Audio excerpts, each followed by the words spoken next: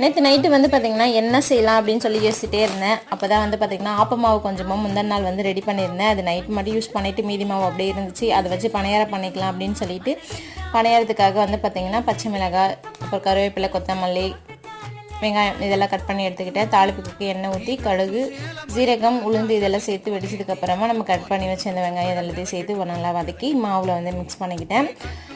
அப்புறம் சட்னிக்கு வந்து பார்த்திங்கன்னா தேங்காவும் கடலையும் வச்ச சட்னி தான் வந்து ரெடி பண்ணியிருந்தேன். தம்பி வந்து கார சட்னி இந்த காம்பினேஷன் சூப்பராக இருக்கும் பணியாரத்துக்கு. ஆனால் தம்பி சாப்பிட மாட்டான்றதுனால தேங்காய் சட்னியும் வந்து ரெடி பண்ணிக்கிட்டேன்.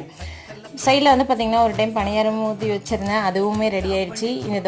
இந்த பணியாரக்கல் வாங்கி வந்து பார்த்திங்கன்னா ஒரு 10 டைம்ஸ் தான் வந்து யூஸ் பண்ணியிருப்பேன். எவ்வளோ சூப்பராக இருக்கு பாருங்க. பணியாரமே கூட சூப்பராக வருது. இதெல்லாம் ஈயக்கல்னு சொல்லுவாங்கன்னு நினைக்கிறேன். ஆமாம், பணியாரம் கூட நல்லா ஈவனாக குக் ஆகி சூப்பராக வந்து கிடைக்குது. அதுக்கப்புறம் பணியாரம் ரெடி பண்ணிவிட்டு தம்பிக்கு வந்து ஊட்டி விடலான்னு சொல்லிட்டு போட்டி எடுத்துகிட்டு போயிட்டு சாப்பிட்டேன்.